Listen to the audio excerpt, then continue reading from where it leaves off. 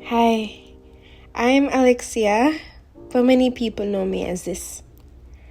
I'm 23, about to turn 24. I just graduated medical school and I took the leap to solo travel this year. And I'm proud of how far I've come and the moves I'm now making for my mental health. I don't know when I became this lucky and what I did exactly to deserve the love that I find in the most unexpected times and places, but it's nice to have that to fall back on when you're just trying to ignore life or figure out life, or even when you're at your worst.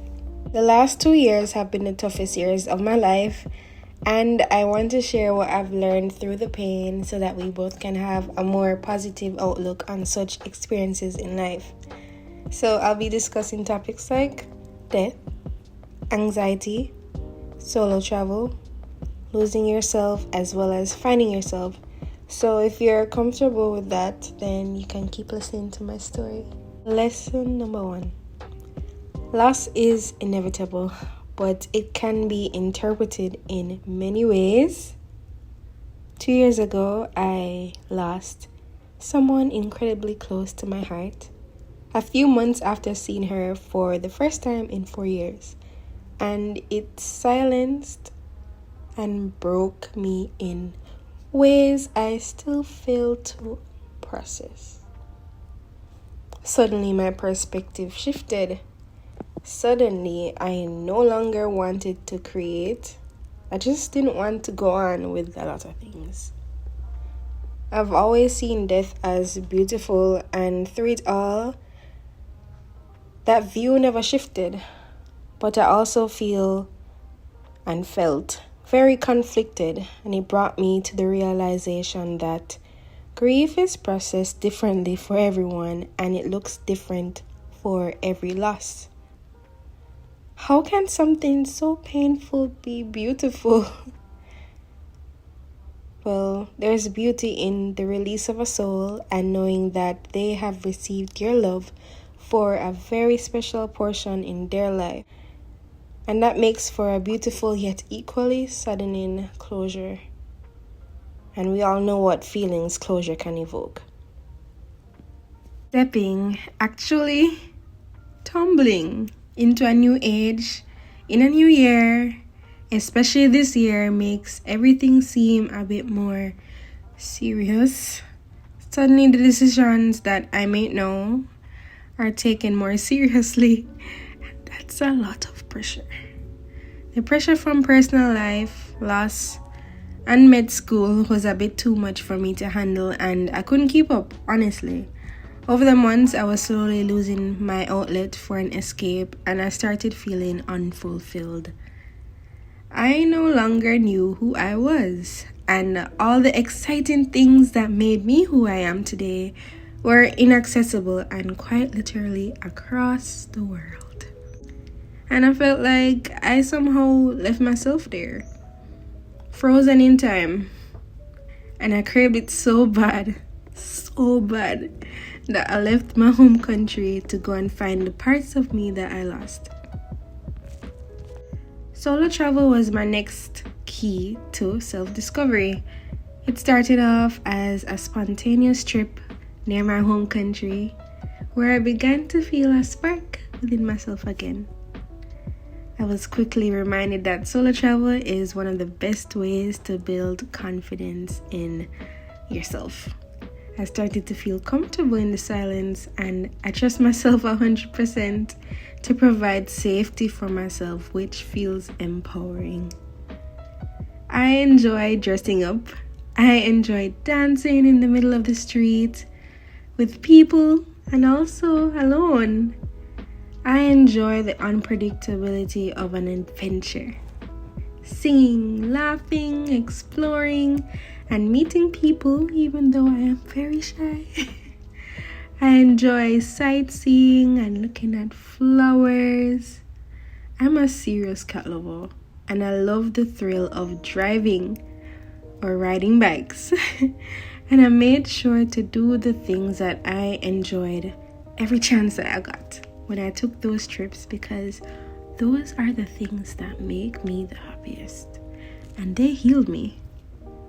Find what heals you, and that will be what recharges you. Have you ever been around the crowd and still felt alone?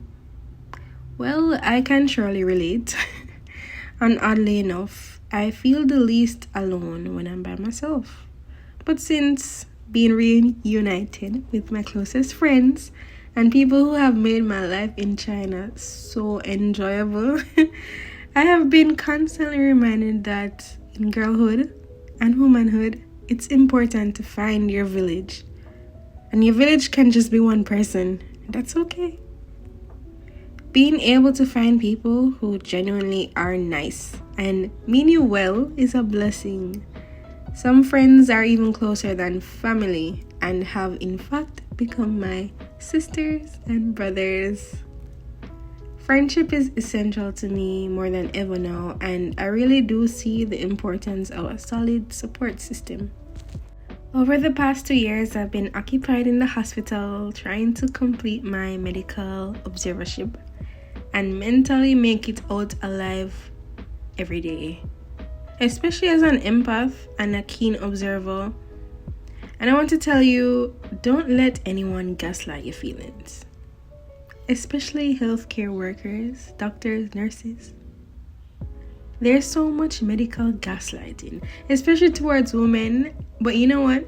You know your body. You know when something is wrong. You can feel it. And you're not crazy for reaching out to a doctor or anyone in the medical field for help. It's such a vulnerable thing. Health is truly wealth. So don't let anyone make you feel stupid for your symptoms or tell you that you can't possibly have a condition because you're too young or you're a woman or like only men get that. Because a lot of times you end up being right. And rare things aren't so rare now. I want to remind you to dream big and out of the box. Think outside of the box and don't let anyone dim that. Most successful people don't think inside that old raggedy box. Anyway, they dare to take the risk, and this year I took many risks. Risks that were actually dreams that helped heal my aching needs. Imagine if I didn't do it. How might my mental health be? Listen to yourself. The more chances you give yourself to speak, the more trust you build within. Another important lesson I learned was that being scared doesn't mean you'll fail. It just means that you care. Living with anxiety, having the kind where it feels like my chest is literally being attacked every day and I can't talk, I can't even get like a simple saying, sentence or thought out. It's hard. Anxiety and depression to any degree is no joke. Coupled with insecurity, it's a constant battle. A battle that I hope if you one day experience, you know that it can change, even though it might not feel like it. I had to lose myself to find myself. I had to lose myself to find myself many times every year. But you know, it seems that somehow I'm never alone. So the best advice that I can leave here for you is to not hesitate to chase the dream. Take the steps that are most accessible to you right now. So yes, you have that like big, huge dream, but there are also little like stepping stones along the way. Look for those stepping stones and don't hold back. Chase them and use them as building blocks. And never give up on self-exploration in all forms and redirection. One of my favorite things in life is going places that I've never been before or being able to explore and feel safe about it. Safety and security are big things for me, and a part of the reason why I started to feel unfulfilled in the first place is because I was unable to feel safe where I was, and that's just the sad truth. So I hope one day I can settle and find a place where I can feel safe to live. and exist as a female. But until then, I'll be experiencing it in other countries and thoroughly enjoying it. So don't be afraid to prioritize those things in life, and especially when traveling, always listen to your gut. I've had so many moments where I could tell that the person around me was just sketchy, and I smartly got out of it. Always listen to that little big voice and safely get away. It can save your life. When I'm solo traveling or when I'm alone, I hear my needs more loudly. I realize how insignificant something can become. Like, why was I afraid to wear long skirts all my life, for example? Why did I worry before about how my belly looked or when I sat down? Or why was I worried about dancing in public when music was playing? Who would I be now if I just didn't dare to challenge those thoughts and just do it anyway? Who am I if I don't know how to take care of my own self? Who am I if I don't work up the courage to trust myself? Who would I be if I relied on the company and decisions of another person to properly live my life? And so those are just some of the lessons and the questions that have come up over the past 3 years, because I'm not really sure when I'm going to post this video, and so I might be still 23. I might be 24 or I might be 25. Who knows? But I want you to reflect on the things that I have said in this video. And also thank you for holding space for me.